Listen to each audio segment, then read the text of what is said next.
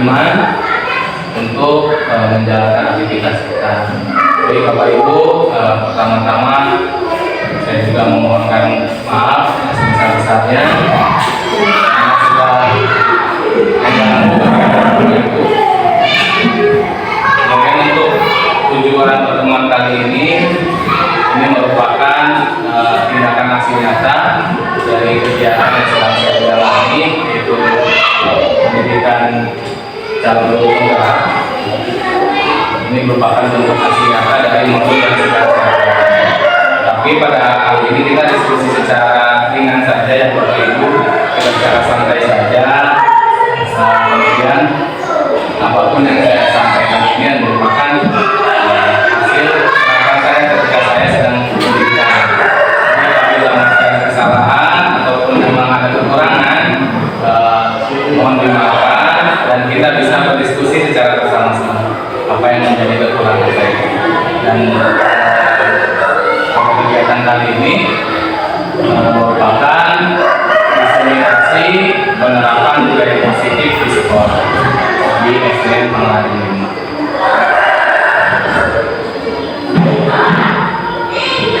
Ini tidak perlu sudah kenal kita pertama saya di sini berbicara gagal. Nah, ini untuk kegiatan kita kali ini kita dapat menyampaikan pembelajaran dari penerapan konsep inti dari modul budaya positif serta pemahamannya mereka mengenai konsep-konsep inti dalam modul budaya positif. Ini kesimpulan.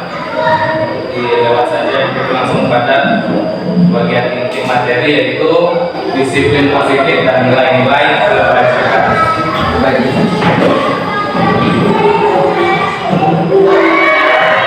Nah, disiplin positif ini ya, kita mempelajari bagaimana cara kita mengontrol diri, bagaimana cara menguasai diri untuk memilih tindakan yang mengacu pada nilai-nilai yang kita hargai.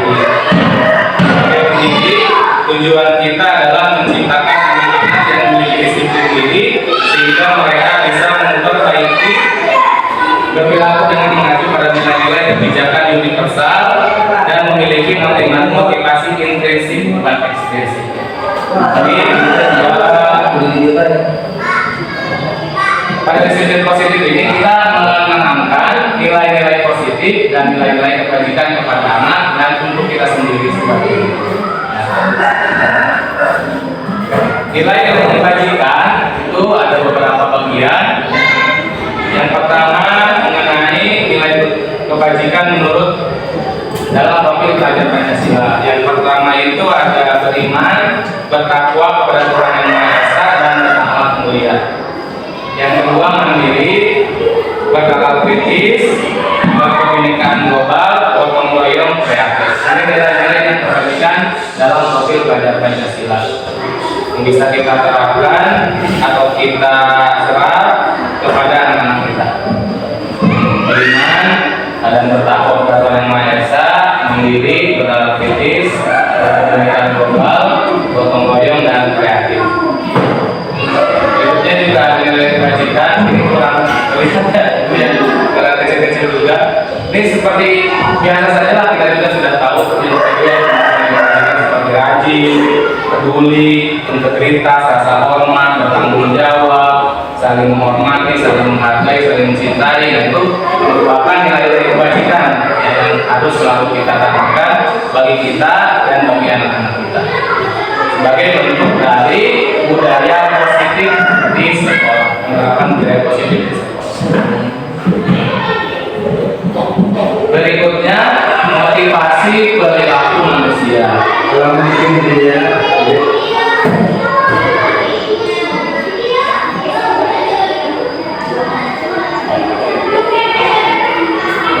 seperti itu. Nah, ini motivasi perilaku manusia. Motivasi perilaku manusia itu ada dua, ada dari eksternal dan internal.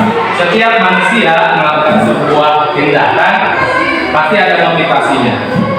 Motivasinya itu ada dua, dari eksternal dan internal. Nah, untuk eksternal itu untuk menghindari ketidaknyamanan atau hukuman Kemudian yang kedua masih dalam eksternal untuk mendapatkan imbalan atau penghargaan dari orang lain.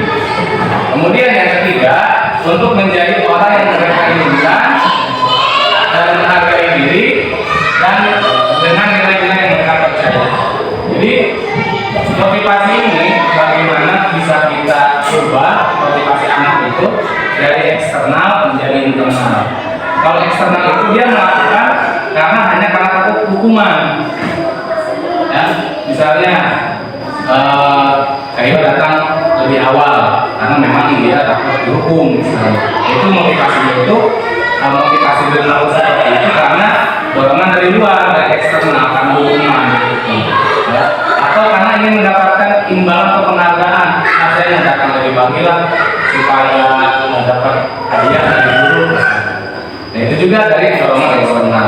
Nah, perilaku motivasi yang dari eksternal itu bagaimana caranya kita mulai mengganti atau merubahnya menjadi motivasi internal. Bahwa yang dia lakukan itu karena memang dorongan hatinya, keinginan hatinya, bukan karena takut dihukum, bukan karena ingin dapat imbalan, bukan karena ingin mendapatkan pujian misalnya. Jadi motivasi ini yang tadinya dari eksternal, bagaimana caranya dengan disiplin positif, dengan budaya positif, anak itu berperilaku karena sesuai hatinya, karena keinginan hatinya, bahwa dia belajar itu bukan karena takut dimarahin sama gurunya, bahwa dia itu belajar memang karena keinginan dirinya untuk mendapatkan pengetahuan. Saya supaya bisa baca misalnya, saya supaya bisa nulis, itu dorongan dari internal, dari dalam diri anak. Jadi bukan karena motivasinya itu dari eksternal dari luar.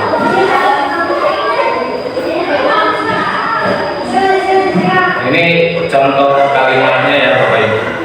Mari datang lebih awal ke sekolah dikarenakan dia takut terkena hukuman jika sampai datang terlambat. Kalimat yang kedua, Sylvia selalu datang lebih awal ke sekolah dikarenakan dia merasa bisa mempersiapkan diri sebelum pelajaran dimulai dan tidak terburu-buru. Ini yang eksternal yang mana? Yang Mate atau yang Sylvia kalau eksternal itu? Yang Mate ya. Ya karena kenapa eksternal? Karena dia takut dimarahi, takut dapat hukuman dari gurunya kalau terlambat. Sedangkan Sylvia itu datang lebih awal karena dia ingin mempersiapkan diri supaya lebih tenang, supaya lebih nyaman sebelum pelajaran dimulai dan tidak terburu-buru. Ini dorongannya dorongan internal. Misalnya kita pakai helm saja naik motor. Kenapa kita pakai helm? Takut ditilang. Kita itu masih eksternal tuh apa motivasinya. Tapi ketika kita pakai helm, kenapa pakai helm? Karena saya ingin menjaga kepala saya supaya tidak terbentur atau ingin saya terbalik saya. Itu baru motivasinya motivasi internal karena ini melindungi diri kita. Itu untuk motivasi. Berikutnya ada hukuman, konsekuensi, dan restitusi. Kalau hukuman itu bersifat tidak terencana atau tiba-tiba dan murid tidak dilibatkan. Jadi kita langsung aja, misalnya si anak melakukan kesalahan, udah kamu langsung misalnya diperjemur, kayak gitu. Atau kamu berdiri depan kelas, itu bentuk hukumannya itu memang dari satu pihak saja, dari guru saja. Tidak melibatkan murid untuk hukumannya. Itu kalau bentuk hukuman. Kalau konsekuensi itu sudah terencana, sudah disepakati, sudah dibahas dan disetujui oleh murid dan guru. Nah ini biasanya bentuknya itu berupa konsekuensi yang dilihat oleh pihak sekolah. Misalnya pihak sekolah sudah merencanakan dari awal. Kalau anak datang terlambat berapa poin misalnya. Kalau si anak melanggar peraturan apa, kemudian dia dapat berapa poin. Kita poin maksimal 200, maka dia bisa dikeluarkan. Itu baru namanya konsekuensi yang sudah dibuat oleh sekolah. Tapi kalau hukuman itu dibuat secara tiba-tiba saja ketika anak melakukan kesalahan. Kemudian yang ketiga, restitusi. Nah ini menciptakan kondisi bagi murid untuk memperbaiki kesalahan mereka sehingga mereka bisa kembali pada kelompok mereka dengan karakter yang lebih kuat.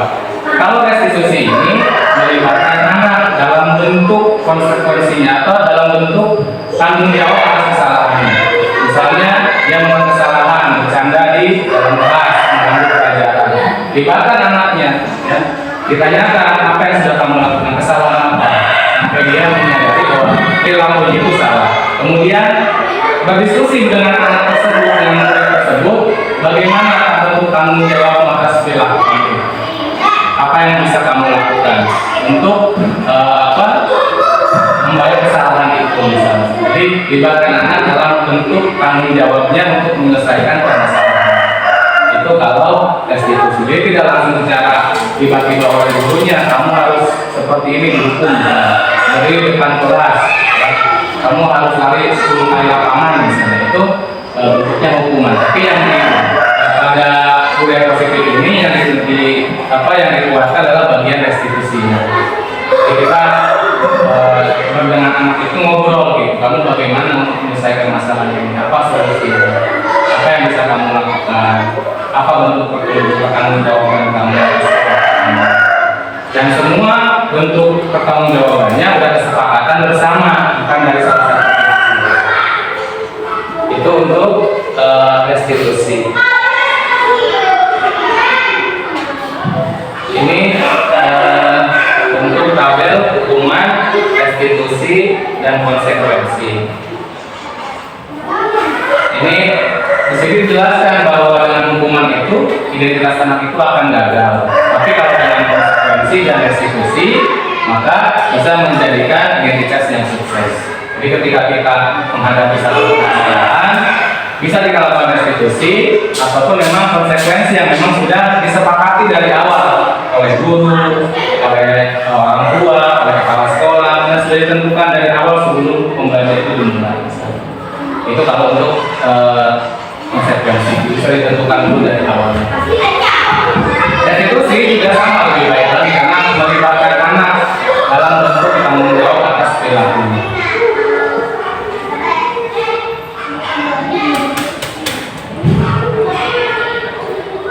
Kemudian penghargaan. Ini menurut Al-Qiqon mengungkapkan penghargaan maupun hukuman adalah cara-cara mengontrol perilaku seseorang yang menghancurkan potensi untuk pembelajaran yang sesungguhnya. Kadang kita juga tidak sadar ya bahwa penghargaan itu memang bagaikan pisau bermata dua. Satu sisi penghargaan memberikan motivasi kepada, tetapi secara tidak langsung dalam jangka panjang itu akan merusak perilaku ke depannya. Penghargaan itu. Contoh misalnya, jika kita menggunakan penghargaan lagi dan lagi, maka orang tersebut akan bergantung pada penghargaan yang diberikan serta kehilangan motivasi dalam diri. Misalnya maju, anak maju dapat permen, maju dapat mau maju ya, karena ada permen, karena ada biskuit, karena ada hadiah dari kita untuk penghargaan. Tapi ketika nanti sudah tidak ada lagi si permen dan wafer itu, kemungkinan akan malas karena nggak ada hadiahnya, nggak dapat makanannya. Itu juga dalam jangka panjang itu akan merusak potensi anaknya. Jadi tidak ada motivasi dalam dirinya untuk maju. Jika ada motivasi dalam diri, saya maju bukan karena permen, karena saya ingin berani, maka ada permen ataupun tidak ada permen, dia adalah maju. Ini penghargaan yang memang harus dipilih sebaik mungkin bentuknya seperti apa, karena dampaknya luar biasa bagi anak dalam memberikan penghargaan. Kemudian merusak hubungan. Contohnya kan ada yang juara nih, ini juara 1, juara 2, juara 3 gitu. Atau misalnya kita kasih hadiah. Ketika kita punya 5 permen saja, sedangkan yang maju 10 misalnya, yang 5 dapat, yang 5 lagi nggak dapat, ya itu bisa merusak hubungan dengan antara pertemanan itu. Ya, harus yang mengenal orang sampai itu juga bisa merusak hubungan antara pertemanan karena hadiah itu tadi. Kualitas, merusak kualitas. Jadi anak yang termotivasinya itu hanya untuk hadiah itu, bukan karena ingin kualitas belajarnya atau kualitas secara dirinya, karena yang hadiah saja, fokusnya pada hadiah dan hadiah. Kemudian mengurangi ketepatan. Nah, jika ada satu tugas, ada hadiahnya, dia kerjakan dengan baik. Tapi ketika dia tidak melihat kok nggak ada hadiahnya nih, tidak bisa sampai seayana misalnya kayak gitu. Itu juga dampak panjang dari penghargaan itu. Kemudian mematikan kreativitas. Kreativitas juga karena kalau hadiahnya kayak tadi ya, hadiahnya dia mau buat teman bagus, gambarnya juga garisnya bagus, warnanya warna-warni, tapi ketika tidak ada hadiahnya dia tidak mau. Kemudian penghargaan merasa dihukum bahwa mereka yang tidak mendapatkan ranking merasa gagal. Ini kalau kan udah dapat dia tidak dapat atau sama juga ya dengan beberapa suara yang tidak ada ranking di kelas. Jadi dikhawatirkannya anak yang tidak mendapatkan ranking merasa gagal. Oh saya gagal nih, gak dapat ranking. Sedangkan teman saya udah 1, 2, 3. Ini berdampak panjang dari sebuah penghargaan. Jadi kalau bisa penghargaannya bentuk secara verbal saja dengan kalimat-kalimat positif, luar biasa, hebat, gitu ya. Kalimat-kalimat penguatan saja betul. Kita perlu adanya hadiah-hadiah makanan, dan kemudian misalnya hadiah-hadiah dalam bentuk barang seperti itu. Ini keyakinan kelas. Nah, pada budaya itu kita membuat sebuah yang namanya keyakinan kelas tentang nilai-nilai kebajikan, bahwa menekankan pada keyakinan seseorang akan lebih memotivasi seorang dari dalam, seseorang akan lebih tergerak dan bersemangat untuk menjalankan keyakinannya. Dibuat berdasarkan kesepakatan antara guru dan murid. Ini kita di kelas itu mencoba untuk membuat ini kemarin saya coba dengan anak-anak membuat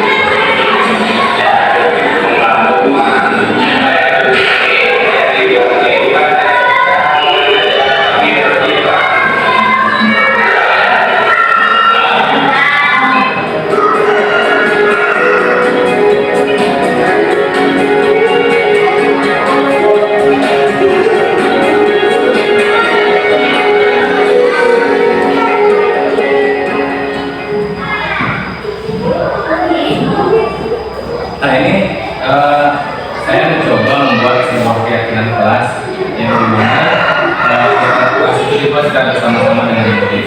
Itu sebenarnya yang kedua kalinya itu masih ada kesalahan yang ditempel itu, karena sebelum penguatan Jum berikutnya saya sudah buat, ternyata pas setelah Jum masih ada kesalahan. Itu kesalahannya itu membuat kalimat yang bernada larangan. Kan kalau selama ini kan kita buat tidak boleh buang sampah sembarangan misalnya, ya. Kita tidak boleh. Sedangkan ternyata di keyakinan kelas itu bentuk kalimatnya harus kalimat yang positif. Tidak lagi menggunakan kata tidak boleh. Itu diganti dengan kalimat-kalimat yang positif. Misalnya kami kelas, keyakinan kelas kita itu misalnya yang pertama, kami sama saling menyayangi, misalnya kayak gitu. Berbentuk seperti itu saja. Kami sangat menghargai waktu. Lagi harus datang, tidak boleh datang terlambat. Jadi tidak ada kata tidak di keyakinan kelas itu. Juga contohnya bersikap jujur, saling menolong, bersikap tenang saat kerjaan berlangsung, hidup rukun dengan teman. Nah, untuk kelas bawah, kelas bawah menyesuaikan lagi dengan kemampuan anaknya. Kira-kira si anak itu memahami nggak kalimatnya. Kalaupun memang kalimatnya terlalu sulit dipahami, ya nggak apa-apa lah pakai kalimatnya mudah dimengerti oleh anak-anak. Jadi sesuaikan dengan anak. Nah, tujuan pembuatan keyakinan kelas ini kan sudah berdasarkan kesepakatan bersama. Kita buat sesuai dengan kemauan murid juga. Nah, itu nantinya jadikan biar menjadi motivasi dia di dalam kelas itu seperti apa.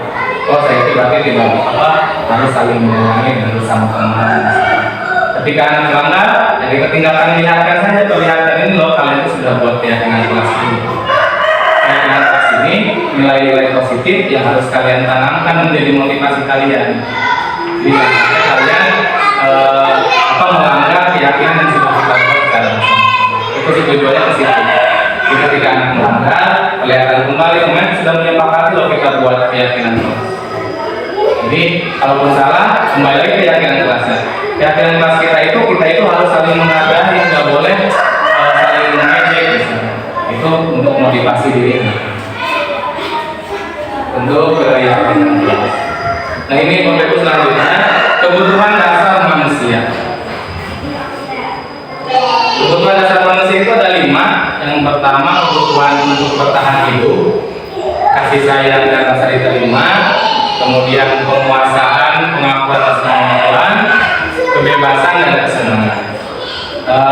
Saya rasa kalau untuk jenjang SMA bertahan hidup enggak kali Bu ya.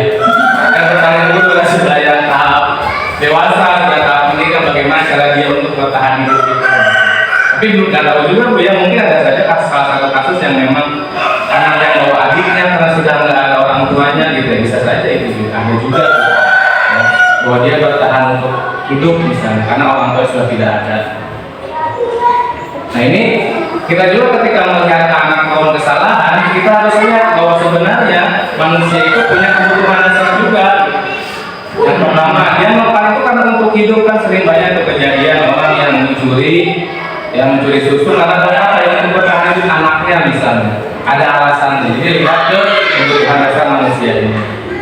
Kemudian kasih sayang dan rasa diterima. Ingin rasa disayangi dan rasa diterima. Ada tuh anak yang merasa pilih kasih misalnya. Terus si bapak mau pilih kasih, kasih sama bagus dari kami masuk ke galak misalnya. Kan seperti itu ya. Ada rasa pilih kasih. Jadi kemungkinan dia melakukan kesalahan karena ini punya diterima oleh gurunya misalnya. Ingin diperhatikan, ingin diberi kasih sayang yang sama juga dengan teman yang lainnya misalnya kayak gitu. Kemudian penguasaan atau pengakuan atas kemampuannya. Ya, dia melakukan suatu tindakan mungkin karena ingin diakui bahwa saya itu bisa sebenarnya, saya juga mampu melaksanakannya misalnya. Kemudian kebebasan dan kesenangan. Ini biasanya kalau untuk anak SD lebih ke ini namanya ke kelas bawah atau kelas ini ya, kebebasan dan kesenangan. Anak itu biasanya tidak memperhatikan, dia senang dengan hal-hal lain gitu.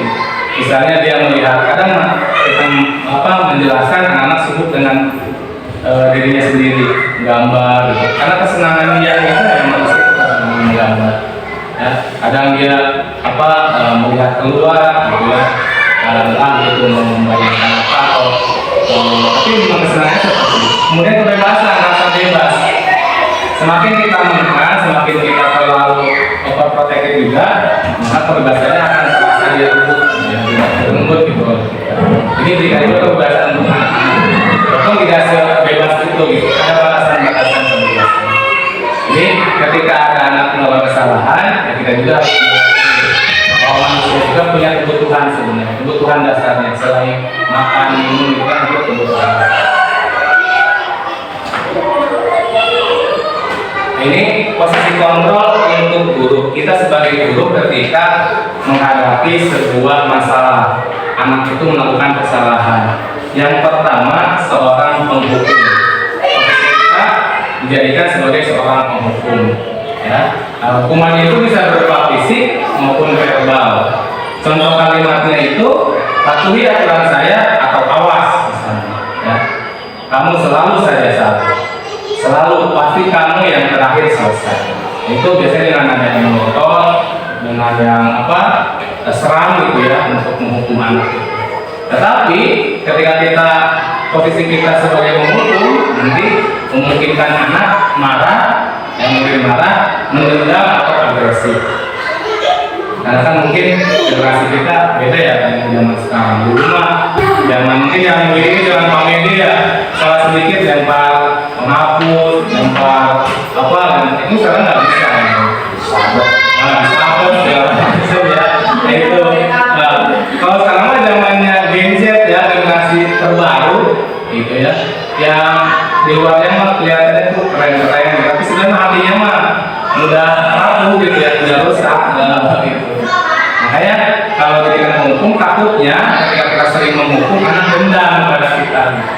Ya, anak marah dan bersifat lebih agresif. Sekarang kan kalau dimarahin dihukum malah melawan.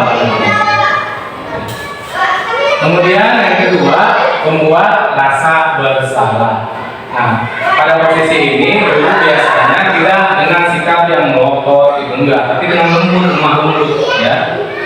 Tetapi perilaku ini malah lebih yang dikhawatirkan, membuat rasa bersalah itu. Dia berbicaranya lembut, tapi menyakitkan, nyekit gitu ya. Langsung nusuk ke dalam hati anaknya. Tidak secara dengan kekerasan, dengan mata melotot, dengan marah, tidak. Tapi yang ucapan yang pelan-pelan. Tetapi ucapannya itu sangat menusuk hatinya gitu ya. Sehingga akan mengakibatkan dia merasa gagal atau bahkan sampai mengarah kepada hal-hal yang membahayakan. Contohnya seperti ini kalimatnya. Ibu sangat kecewa sekali dengan kamu. Berapa kali Bapak harus memberitahu kamu ya? Gimana coba kalau orang tua kamu tahu kamu berbuat seperti ini? Atau misalnya gara-gara kamu ya, anak-anak gak bisa belajar. Karena kamu bandel, anak-anak dikeluarkan semuanya. Nah, itu kalimat yang memang diucapkannya secara pelan-pelan, tidak marah-marah.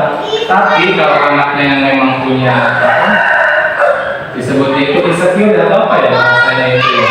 Dia langsung merasa bahwa oh iya saya telah melakukan kesalahan, akhirnya saya jadi dihukum. Kemudian belum juga disalahkan oleh teman-temannya gitu ya, sudah disalahkan oleh gurunya, disalahkan teman-temannya, akhirnya dia malah memilih untuk tidak mau sekolah lagi misalnya. Setelah saya tidak mau sekolah lagi. Padahal tidak ada hukuman, hanya berupa ucapan saja. Tapi karena ucapannya yang membuat orang itu merasa bersalah, dia malah merasa gagal gitu, merasa rendah diri. Ini yang paling dihindari gitu ya, begitu ya, untuk seorang membuat rasa bersalah. Karena takutnya kita padahal ngomongnya baik-baik, pelan-pelan, tapi karena dilekit, atau mungkin bisa jadi ada yang bunuh diri gitu ya Bu ya. Itu juga dikhawatirkan seperti itu. Yang ketiga, sebagai teman. Sebagai teman ini kita tidak menyakiti, tetapi berupaya mempermudah murid melalui persuasi. Contohnya, ayolah bantu apa ya? Ayo ingat tidak bantuan Bapak selama ini. Ya sudah, kali ini tidak apa-apa, nanti bereskan. Itu kita lebih dekat dengan secara posisi teman. Tetapi posisi teman ini juga nanti akan ada hal negatif ya dari posisi teman ini. Hal negatifnya apabila nanti suatu waktu kita sebagai guru tidak bisa membantu, dia akan merasa kecewa ya, dan berkata saya pikir bapak itu teman saya, merasa dikecewakan gitu sama temannya sendiri, karena dia bergantung sama gurunya. Karena mungkin anak-anak itu merasa dia sudah dengan guru dekat sebagai bisa menganggapnya teman, jadi dia bisa mengandalkan gurunya saja, apa-apa sama gurunya. Bapak bela kerja pribadi sama. Tapi ketika suatu waktu si guru itu tidak bisa membantunya, dia merasa kecewa. Ya, kita sudah berteman, saya kira kan kita anggap teman, ternyata bapak nggak bisa bantu saya. Itu dikhawatirkannya seperti itu. Kemudian posisi keempat, pemantau. Ya, memantau berarti mengawasi. Pada saat kita mengawasi, kita bertanggung jawab atas perilaku orang-orang yang kita awasi. Ini untuk kalimatnya, peraturannya apa? Apa yang kamu lakukan? Sanksi atau konsekuensi apa? Nah, posisi pemantau ini bisa menghasilkan atau membuat murid memahami konsekuensi yang dijalankan karena telah melanggar salah satu peraturan sekolah. Guru tidak menggunakan suatu emosi yang berlebihan, menjadi marah atau membuat merasa bersalah. Jadi kita memahami kesalahan apa, kemudian kita mengajak si anaknya tadi ya untuk melihat apa peraturan yang sudah dilakukan, apa yang dilanggar, apa yang sudah dilakukan. Kita memantau. Nah di sini konsekuensinya ya kita hanya harus menghadapi atau bertanggung jawab atas kesalahan pelanggaran yang sudah dilakukan, dan tidak posisinya tidak emosi atau sambil marah-marah. Yang terakhir ini posisi manajer. Nah ini guru berbuat sesuatu bersama murid, mempersilahkan murid mempertanggungjawabkan perilakunya, mendukung murid agar dapat menemukan solusi atas permasalahannya sendiri. Apa yang kita yakini, apakah kamu sudah meyakininya? Jika kamu meyakini, apakah kamu bersedia memperbaikinya? Ini posisi manajer ini, posisi yang dianggap paling baik untuk kita sebagai guru yang bisa kita gunakan di dalam kelas itu atau sedang menghadapi permasalahan.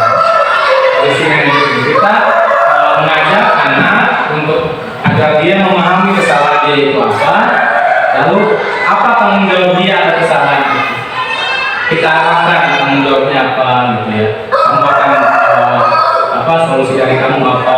Kita mengarahkan, dia tidak langsung berbentuk hukuman atau dengan kata-kata yang kurang menyenangkan bagi badannya. Selain manajer boleh sebenarnya kita pada bagian pemantau dan manajer itu bagian posisi kontrol itu yang bolehlah dilakukan gitu. Tapi untuk teman, hukuman dan pembuat rasa bersalah itu sebaiknya sudah tidak lagi digunakan posisi kontrol. Kalau sebagai teman mungkin ya untuk lebih dengar saja boleh, tapi tidak dengan melibatkan semuanya dengan gurunya, mengenakan kepada gurunya. Hanya berbentuk kedekatan anak saja dengan guru. Jadi posisi pemantau dan manajer itu yang bisa kita pilih ketika kita menghadapi anak yang sedang memiliki masalah.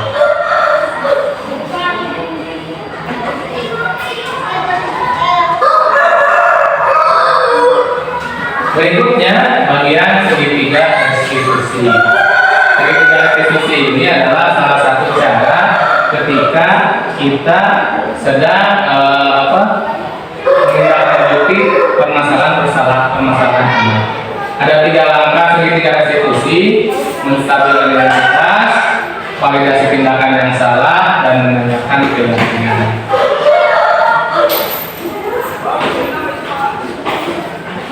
Jadi ya, ketika kita akan melakukan dan menyelesaikan permasalahan yang sedang dialami oleh murid-murid kita. Ini langkah-langkahnya. Pertama, menstabilkan identitas, validasi tindakan salah, menaikkan keyakinan. Ini diawalinya dari menstabilkan identitas terlebih dahulu.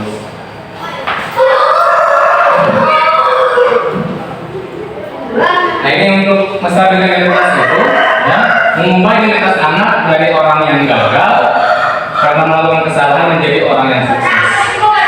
Ketika anak berbuat salah atau melanggar hukuman atau sedang berantem ya dengan temannya, itu posisinya sedang emosi itu ya, sedang kesal gitu. Itu kita stabilkan dulu identitasnya. Kalau sedang marah, stabilkan dulu emosinya. Ya, kalau dia merasa melakukan kesalahan, stabilkan dulu kesalahannya dengan kata-kata ini. Ya, berbuat salah itu tidak apa-apa. Tidak ada manusia yang sempurna. Saya juga pernah melakukan kesalahan itu. Kita bisa menyelesaikan ini. Jadi tidak langsung menghakimi ya bahwa kamu itu salah. Apa yang kamu lakukan itu sudah tidak benar. Kamu itu mau jadi apa ke depannya? Ya. Gimana nanti kamu cita-cita kamu ke depan itu menghukum. Ya. Tapi kita sadarkan dulu bahwa tidak apa-apa. Dan membuat salah itu ya biasa sebagai manusia. Itu untuk menstabilkan identitasnya bahwa dia tidak merasa gagal. Untuk memberikan motivasi juga bahwa apa yang kesalahan yang dilakukan itu tidak sangat tidak membahayakan. Menstabilkan identitas. Yang kedua, validasi tindakan yang salah. Ini tujuannya untuk memenuhi kebutuhan dasar. Ini kita pastikan dulu si anak itu kesalahannya apa sih yang dilakukan. Benar nggak anak ini salah? Ya, kalau sudah tenang, anaknya tadi sudah kita berikan stabilkan identitasnya, tenang dulu, tenang saja. Semua orang tua pernah melakukan kesalahan. Kita ambil hatinya dulu si anak itu yang sedang marah itu. Ketika marahnya sudah reda, rasa gagalnya sudah hilang, baru kita tanyakan, kamu sudah melakukan kesalahan apa yang sudah kamu lakukan? Itu untuk memvalidasi betul nggak kesalahan itu.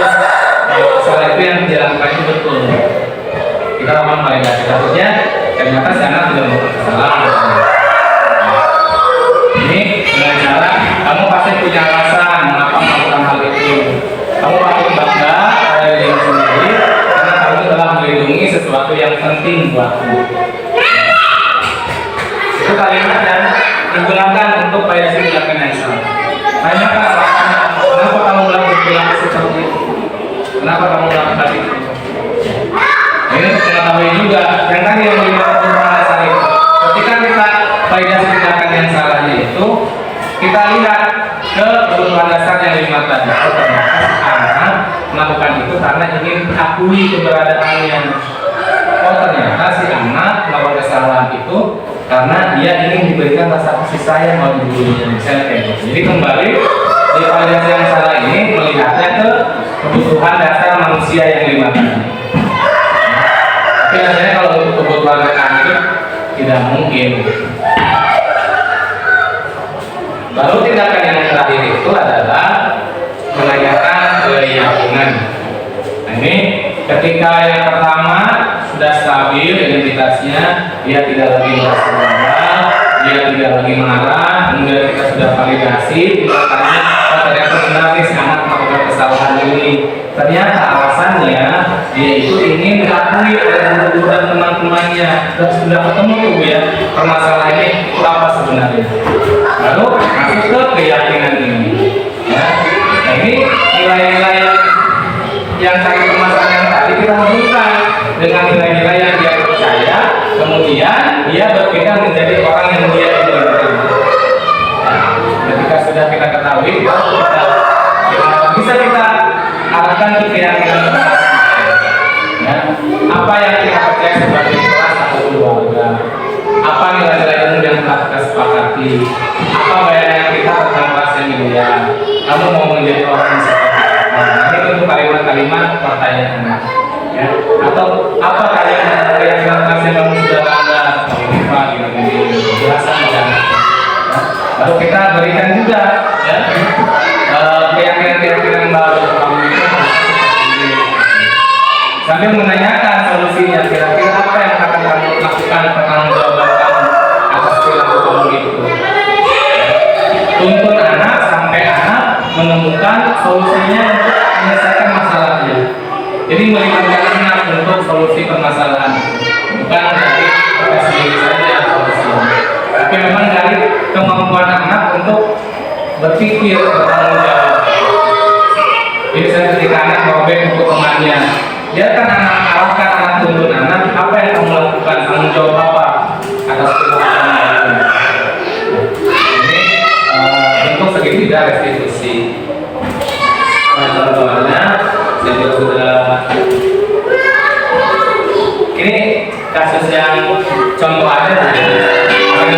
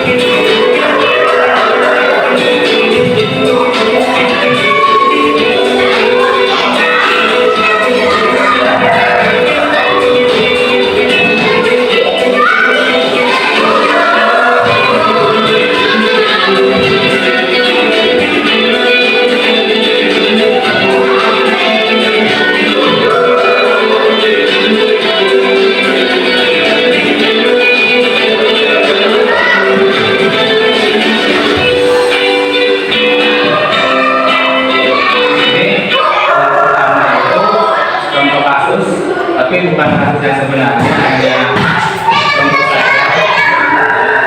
Sophie terlibat pertengkaran dengan Adil.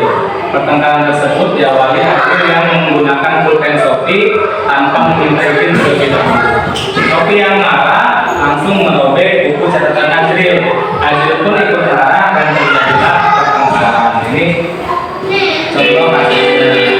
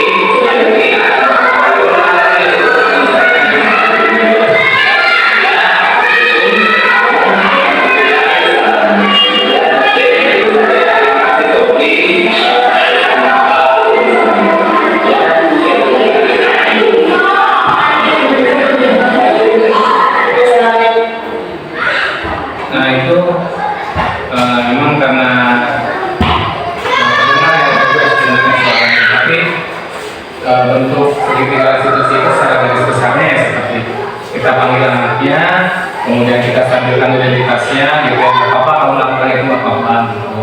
Yang berbuat salah cuma bukan teman kamu aja. Kemudian kita itu siapapun pernah melakukan kesalahan itu kita stabilkan dulu, seperti tadi yang Shopee itu ya, kita tidak langsung menyalahkan gitu ya, kita stabilkan dulu. Kemudian tanyakan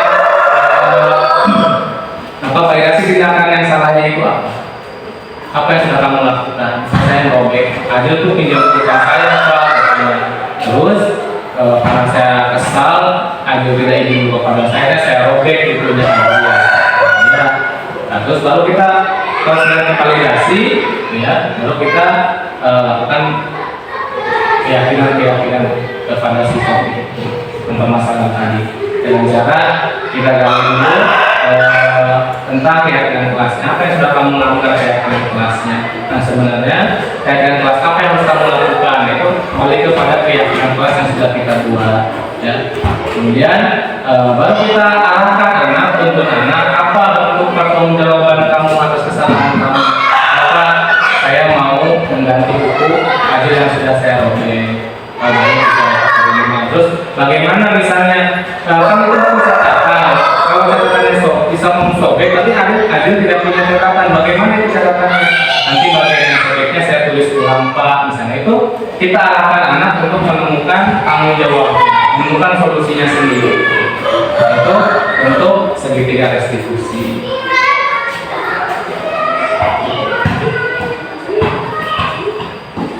Nah itu materi yang saya ingin sampaikan pada hari ini ya, tentang motivasi diri kita, bagaimana kita mengubah motivasi diri yang dari luar menjadi motivasi dari dalam. Bahwa kita melakukan ini bukan karena yang dilihat oleh kepala sekolah, bahwa kita melakukan itu bukan karena takut dihukum oleh dinas misalnya, bahwa kita melakukan kebaikan ini yang keinginan kita saja di dalam diri kita sebagai bentuk pertanggungjawab kita. Jadi demi kebaikan diri kita dan kebaikan anak-anak itu saja intinya untuk motivasi diri. Kemudian untuk hukuman sebaiknya dihilangkan, penghargaan juga dihilangkan, gunakan restitusi ini yang tadi. Ya, kalau ada kesalahan, tuntun anak, arahkan anak, bagaimana dia bertanggung jawab atas kesalahannya, sehingga dia tidak merasa anak yang gagal, tidak merasa rendah diri, dan dia bisa kembali ke kelompoknya atau teman-temannya dengan tetap dengan orang yang lebih baru, lebih sukses. Kemudian ya posisi kontrol tadi juga sama, bahwa hukuman itu tidak tepat lagi untuk diberikan kepada anak. Kemudian membuat rasa bersalah dengan kata-kata yang nyelekit misalnya itu juga sudah dihindarkan, sudah dihilangkan untuk menghadapi kesalahan-kesalahan anak. Kita gunakan posisi kontrol manager atau boleh kembali ke pemantau, itu boleh. Ya. Kalau manajer mah kita arahkan anak untuk merubah dia. Dan ingat juga bahwa apa yang akan dilakukan itu merupakan untuk mencukupi 5 kebutuhan dasar itu. Ya. Bahwa manusia itu punya kebutuhan dasar, keinginan apa yang ingin dia capai. Ada bahwa semua yang anak-anak lakukan itu adalah ada alasannya. Tidak tiba-tiba anak melakukan kesalahan seperti itu saja. Nah itu mungkin Bapak Ibu yang ingin saya sampaikan. Kurang lebih mohon maaf. Terima kasih sudah mau hadir. Ya saya resmi sini. Dan mudah-mudahan sedikit banyaknya ada ilmu yang bermanfaat. Dan mudah-mudahan kedepannya kita bisa menerapkan budaya positif ini di sekolah kita.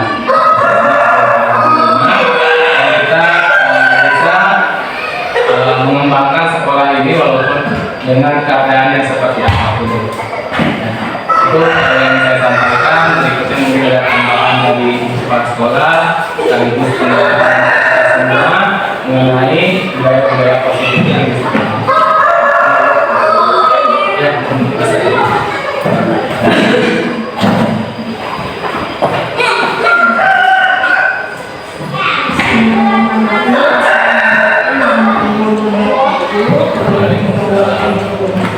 Alhamdulillah. kita semua bisa masuk ke dalam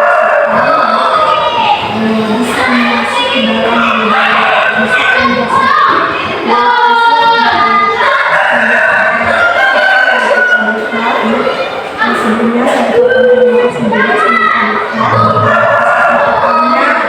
berbagi ilmu, berbagi pengalaman, juga berbagi kita mendapat pencerahan. Oh ternyata selama ini apa yang kita lakukan kurang tepat.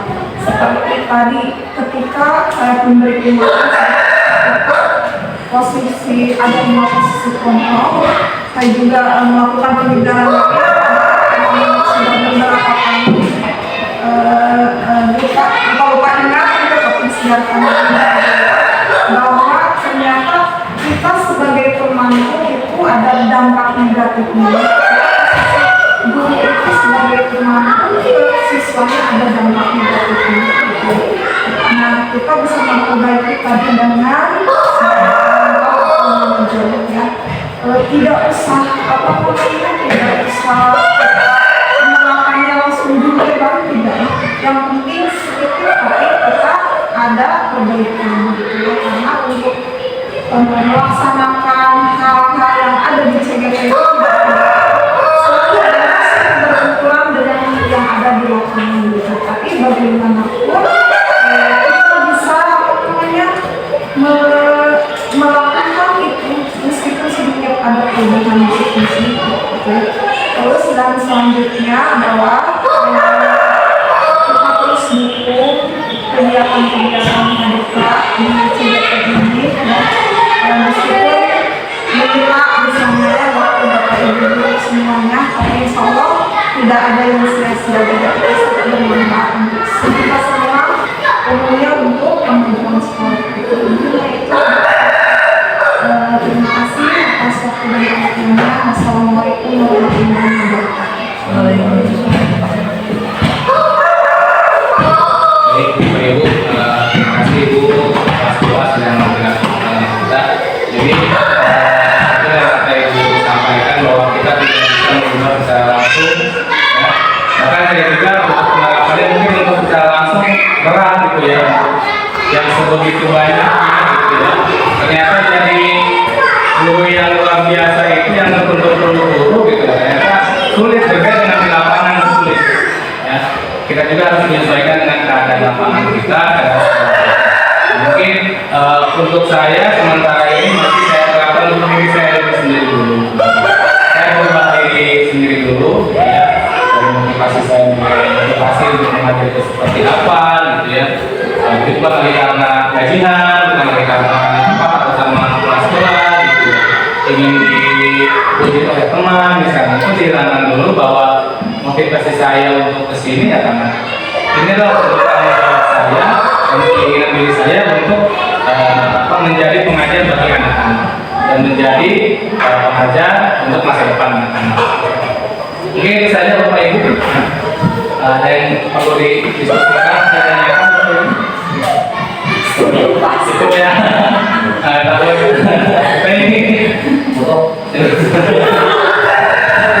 Bapak Ibu, mohon maaf dengan sebesar-besarnya kalau ada kesalahan. Terima kasih atas kehadirannya.